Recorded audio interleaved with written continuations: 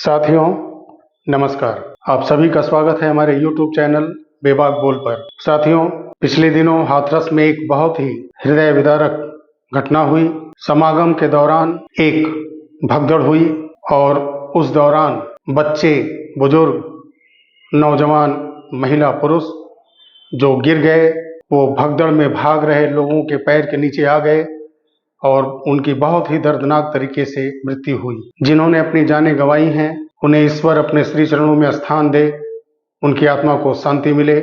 उनके परिवार के प्रति गहरी संवेदनाएं, ईश्वर उन्हें शक्ति प्रदान करे इस दुख के घड़ी को सहने के लिए। जो इस हादसे में घायल हुए हैं, उनके बहुत जल्द से जल्द स्वस्थ होकर के अपने घर में पहुंचने की कामना, ताकि उनका परिवार फिर खुशियों से झूम उठे। साथियों, लोकसभा के अंदर नेता प्रतिपक्ष ने हिंदू समाज को हिंसक बताया। साथियों, जो हिंदू समाज सनातन को मानने वाला, जो मंदिरों में पूजा पाठ करता है, घरों में पूजा पाठ करवाता है, जब वो पूजन कार्य संपन्न होता है और हवन का कार्य जब होता है, तो लगभग सभी जगह ये दो पवित्र लाइनें पढ़ी जाती हैं साथ में, विश्व का कल्याण हो, प्राणियों में सद्भावना हो। बहुत ही अच्छी और इसमें लाइनें हैं जो सनातन के शांति का प्रतीक हैं, कल्याणकारी हैं समाज के। लेकिन ये दो लाइनें जो पूरे समाज और विश्व को सनातन धर्म के शांति का प्रतीक का ये दो लाइनें पहुंचाती हैं कि सनातन की संस्कृति सभी धर्मों के सम्मान के लिए है, सभी वर्ग के सम्मान के लिए है। सनातन संस्कृति सभी का आदर करती है, सभी का कल्याण चाहती है। लेकिन सनातन को न जानने वाले, न समझने वाले, ईसाई प्रवृत्ति की मानसिकता वाले मानसिक विक्षिप्त व्यक्ति द्वारा पवित्र लोकसभा के अंदर बोला जाता है हिंदू समाज, हिंदू वर्ग हिंसक है। देश की सरहदों पर जो हमारे देश के जवान देश के लिए अपनी ड्यूटी देते हैं, रक्षा के लिए सरहदों पे दिन रात खड़े रहते हैं, उनके छुप करके कायरता से हमले करने वाले हिंसक नहीं हैं। जो हमारे सेना के जवान को शहीद करते हैं, वो किस समाज के हैं? वो हिंसक नहीं है। जो अभिव्यक्ति की आजादी का फायदा उठाता है, लेकिन अगर दूसरा समाज अभिव्यक्ति की आजादी पे बोलता है, उसके सर कलम किए जाते हैं। क्या वो समाज हिंसक नहीं है? बताइएगा। नेता प्रतिपक्ष या इंडी गठबंधन के नेता बताएं कि वो कैसे सपोर्ट करते हैं हिंदू समाज को। हिंसक बोलने वाले को ये लोग जो सपोर्ट करते हैं, वो बताएं कि जो ऐसा करते हैं वो हिंसक हैं या फिर हिंदू समाज हिंसक है। साथियों, ईसाई धर्म पहले मैं कहूंगा, जो मुगल आए थे उसको भी मैं कहूंगा, क्या वो ये दोनों धर्म या बुद्धिज्म, ये तीनों धर्म क्या शांति प्रिय थे या हैं? इन्होंने कभी हिंसा नहीं की है। न जाने कितने देशों पर राज करने वाले ईसाई भारत को अपने आगोश में ले करके लगभग 1100 साल राज करने वाले मुगल, और आज के सोशल मीडिया पर सनातन संस्कृति और देवी देवताओं का मखौल उड़ाना, हिंदू समाज का मजाक बनाना, उनकी मनोदशा बिगाड़ना, ये बुद्धिज्म की शांति का क्या प्रतीक है? साथियों, लगभग अंग्रेजों द्वारा यानी ईसाइयों के द्वारा लगभग 56 देशों को गुलाम बनाया गया था। 56 देशों को अंग्रेजों ने, ईसाइयों ने अपने अधीन किया था। उन देशों पर बाकायदा कई सौ वर्षों तक शासन किया था। तो क्या ये ईसाई धर्म का शांति का पैगाम था कि वो हिंसक थे? ये हिंसा का आचरण था। हमारे भारत के अंदर की मैं बात करता हूं, जब वो आए थे यहाँ एक छोटा व्यवसायी बन करके, लेकिन इस देश के अंदर बैठे गद्दारों के द्वारा पनाह दिए जाने के कारण उनको पनपने का मौका मिला और उन्होंने भारत को गुलाम बनाया, मन मुताबिक कानूनें बनाई और जो बड़े लोग थे उनको लुभावने पन का लालच दिया, उनको लुभा करके अपने साथ मिलाया, और जो गरीब थे, दलित थे, शोषित थे, जो पिछड़े वर्ग के लोग गरीब थे, उन सारे लोगों को अपनी क्रूरता के नीचे रखा और उनसे सारे कार्य कराए जाते थे, गंदगियां साफ कराई जाती थी। भारत के दबे कुचले निचले वर्ग के लोगों को कटीले तारों के हंटरों से मारा जाता था उनको भोजन नहीं दिया जाता था समय से, ना पानी दिया जाता था, पानी मांगने पे दूर पानी गिरा दिया जाता था, फिर उसके बाद कटीले हंटरों से मारा जाता था, चमड़ियां उधेड़ ली जाती थी इन्हीं ईसाइयों के द्वारा। और यही हमारे भारत के अंदर के दलित, शोषित, पिछड़े वर्ग के, गरीब तबके के लोग अंग्रेजों के लिए काम करते थे और उन्हें पानी भोजन भी नसीब नहीं होता था। उनकी चमड़ियां उधेड़ ली जाती थी, उनकी हत्याएं कर दी जाती थी। जो काम नहीं कर पाते थे उनको मार के फेंक दिया जाता था और उनके घर की महिलाओं और बच्चियों पर बुरी नजर रखते थे ये ईसाई। न जाने ऐसे कितने उन्होंने गंदे कार्य किए हैं, जिसके लिए मैं वैसे शब्द इस्तेमाल नहीं करना चाहूंगा। जितनी क्रूरता, जितनी अश्लीलता, जितनी नग्नता उन्होंने यहाँ की महिलाओं के साथ किया था। ये है ईसाई धर्म जो 56 देशों पर शासन करता है, गुलामी के अधीन बनाता है। ऐसे ईसाई धर्म के बारे में कोई कुछ नहीं बोलता।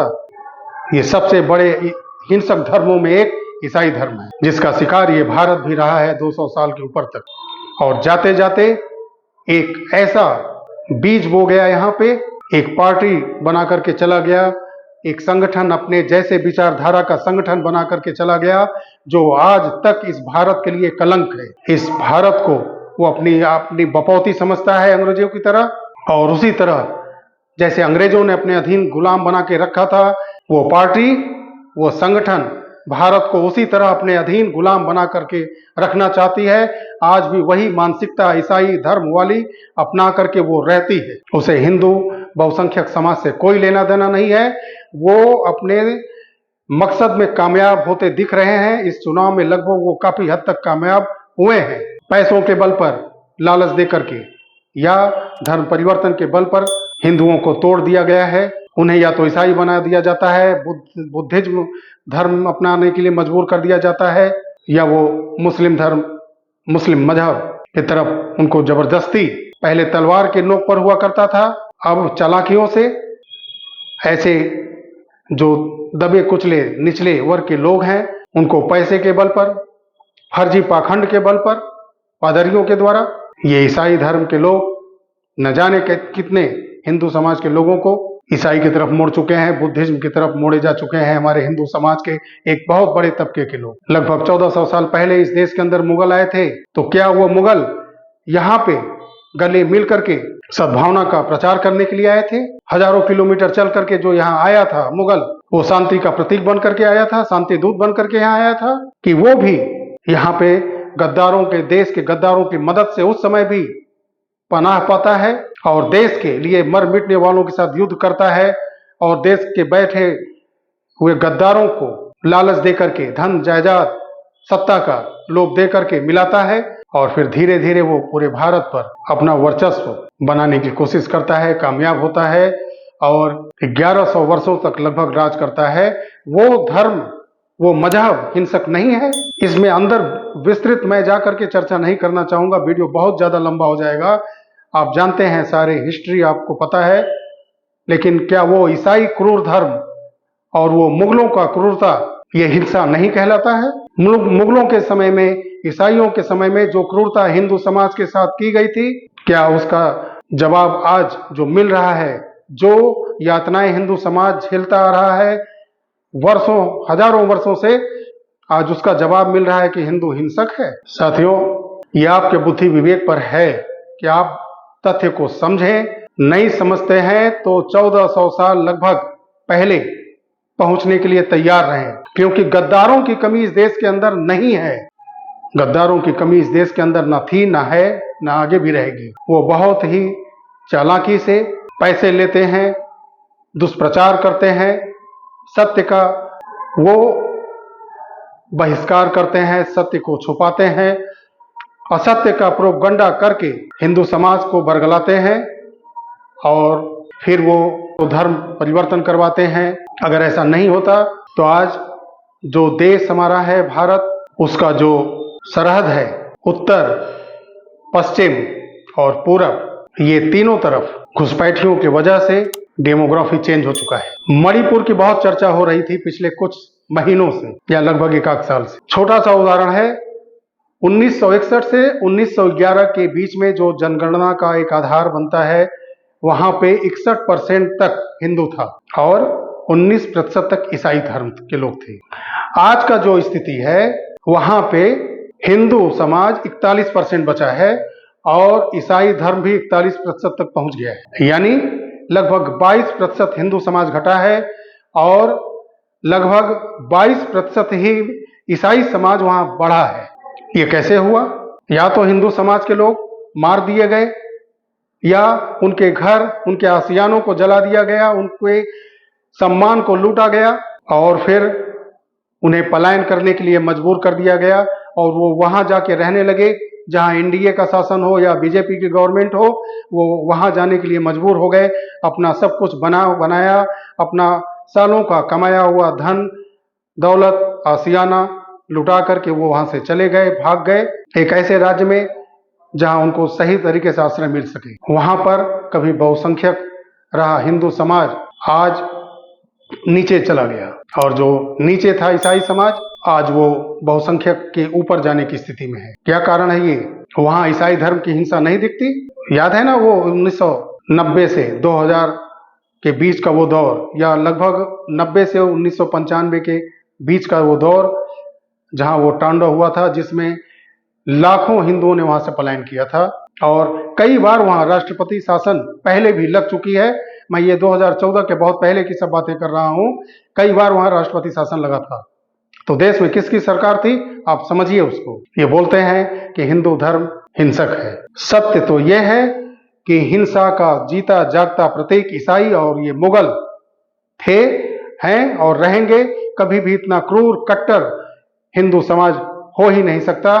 हिंदू समाज शांति का प्रतीक है, लेकिन जब वो अतियोक्ति का शिकार हो जाता है तब वो प्रतिशोध में कुछ घटनाएं की हैं। क्या नेता प्रतिपक्ष का कहना यही है कि देश से अंग्रेजों ईसाइयों को भगाने के लिए, देश से मुगलों को भगाने के लिए जिन हिंदू वीर राजाओं ने, वीर वीरांगनाओं ने मुगलों और अंग्रेजों के विरुद्ध ऐतिहासिक युद्ध लड़े, कुछ जीते, कुछ ने अपनी कुर्बानियां दे दी, वो देश के लिए शहीद हो गए, क्या वैसे हिंदू वीरांगनाओं, वीरों को, हिंदू समाज को हिंसक बताने का क्या वो एक पहलू है?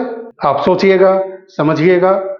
हम हिंसक नहीं हैं और ऐसे ऐसे क्रूर, गंदे, अश्लीलते भरे शब्द जो संसद के अंदर हिंदू समाज के लिए बोले जाते हैं, ऐसे शब्दों का कड़ा निंदा हिंदू समाज को आगे आकर के करना चाहिए। अगर वो नहीं आते हैं तो वो हिंसक तो नहीं है, लेकिन एक शब्द मिलता जुलता है। वो क्या है वो समझ लें।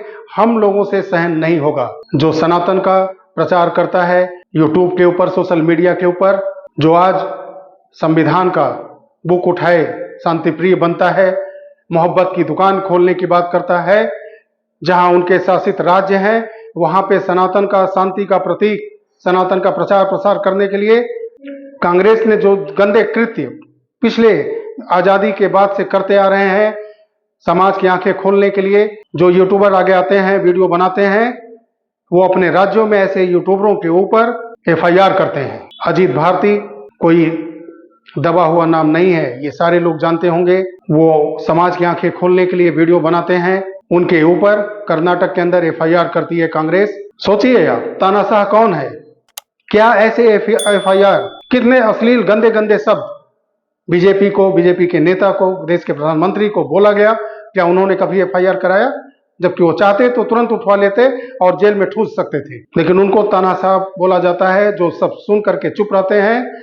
लेकिन जो सुन नहीं पाता, जरा सा अपना अपमान सह नहीं पाता, सीधा एफआईआर करता है, पुलिस अजीत भारती के दरवाजे पहुंच जाती है। ये जिस राज्य में है वहां तानाशाही से शासन अब भी करते हैं। बोलते हैं बेरोजगारी, महंगाई, चुनाव बीतते ही सबसे पहले पेट्रोल का दाम, डीजल का दाम इनके राज्यों में बढ़ता है। ये तानाशाह पहले भी थे, क्योंकि अंग्रेजों के द्वारा ये पले बढ़े हैं, वही मानसिकता से ये जीते आ रहे हैं, वही हाव भाव इनके अंदर झलकता है। साथियों, मिलते हैं अगले वीडियो में। वीडियो अच्छा अगर लगा हो तो लाइक करिएगा, वीडियो शेयर करिए, ताकि समाज समझे, सुने ऐसे वीडियो को, देखे ऐसे वीडियो को। कुछ लोग अगर समझते हैं, कुछ लोग अपने शांति प्रिय धर्म सनातन से जुड़ते हैं, जुड़े रहते हैं बराबर, वो किसी के बरगलाने में नहीं आते हैं, धर्म परिवर्तन अगर नहीं करते हैं। कुछ लोग भी अगर ऐसे होंगे तो वीडियो बनाने का मकसद, जो यूट्यूब पर हमारे साथी, मैं वीडियो बनाता हूं, उसके मकसद में कामयाबियां मिलेंगी। मैं फिर बोलता हूं, हिंदू धर्म, सनातन धर्म शांति प्रिय है, शांति का प्रतीक है, विश्व के कल्याण की कामना करता है, प्रत्येक प्राणियों के बीच में सद्भाव का मैसेज देता है। यह हिंदू हमारा समाज। साथियों, वीडियो को लाइक करिएगा, शेयर करिएगा, चैनल को सब्सक्राइब अगर आप नहीं किए हैं तो चैनल को सब्सक्राइब अवश्य करिए, बेल आइकॉन को प्रेस करिएगा ताकि आने वाले वीडियो की सूचना आपको जल्द से जल्द मिलती रहे। मिलते हैं बहुत ही जल्द अगले वीडियो में, तब तक के लिए नमस्कार। जय हिंद, जय भारत, वंदे मातरम। अपना ख्याल रखें, अपने देश के हित का ख्याल रखें। जय हिंद।